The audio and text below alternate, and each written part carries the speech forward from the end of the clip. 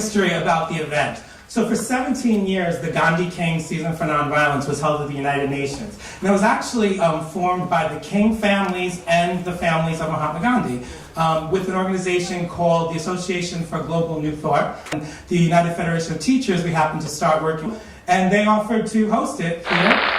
So without further ado, we're going to start with the MS-74 middle school choir, who will do our opening song.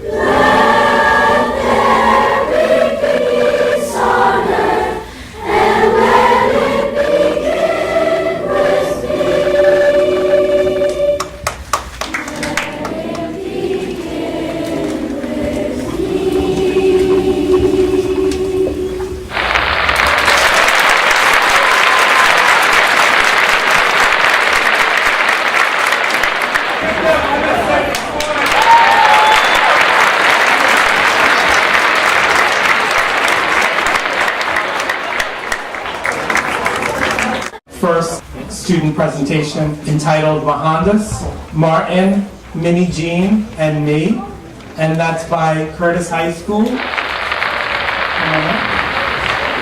That's where I'll begin. The placidness of humanity.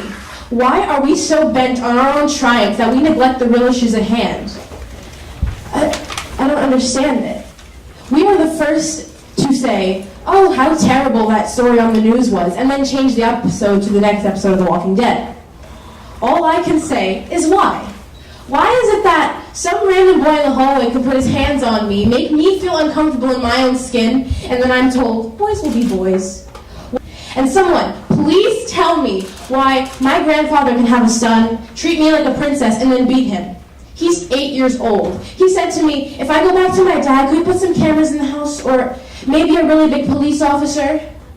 Violence is a daily thing, a dangerous thing, and we should not ignore it, just like it was a daily thing when all a few black students wanted to do was go to school. Little Rock 9. And this is a big problem. Why are people telling girls to be careful at night instead of telling boys not to harass them in the first place? Who's telling kids not to give in to bad influences when people should be telling them not to be the bad influence? We have a problem of preaching to people, telling them all how to avoid problems instead of not to cause them in the first place. This is students speaking out against the violence instilled in our society and masked in normalcy.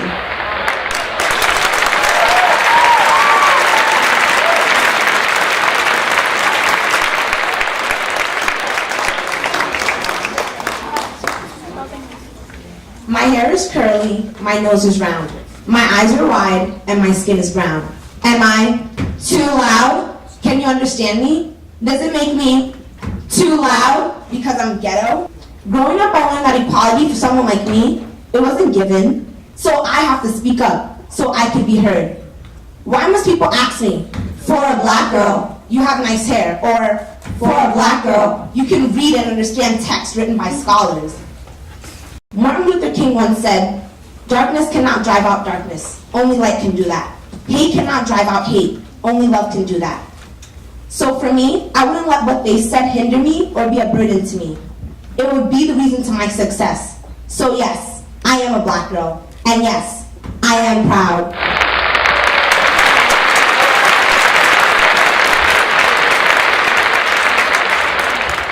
Kids, sit down. We need to have a talk about a very important issue that's going on in our society today. What do you guys understand by the word violence? Violence is the use of physical force to harm someone. Think about all the bad things that go on in the world today. People killing each other, people fighting in wars. If people chose to just put down their hands and put down their weapons, then maybe the world could be a better place. Maybe we could all love each other.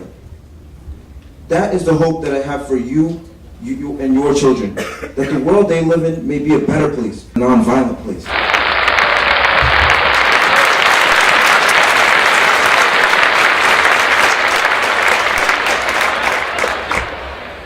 Martin Luther King Jr. once said, "Our lives begin to end the day we become silent about the things that matter."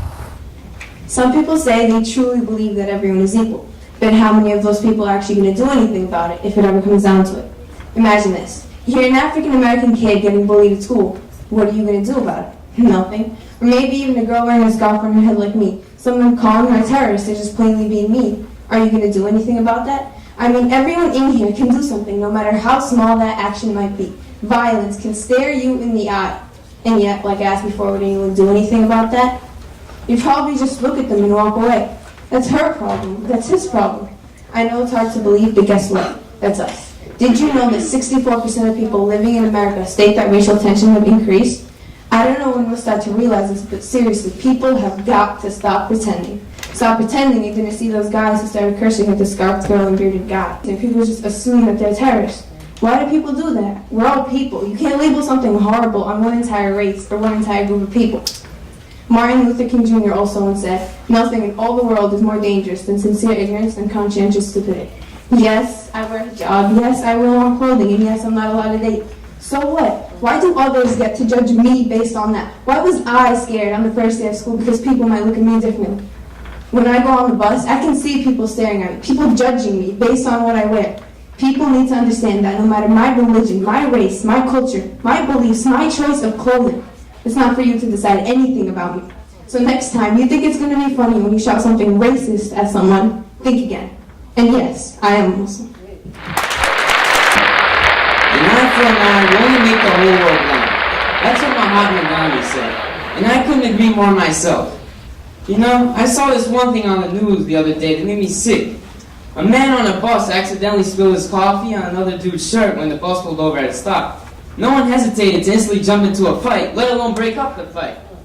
But the man had a knife on him, and he killed the other man. It didn't take long until the police arrived at the scene and arrested the murderer.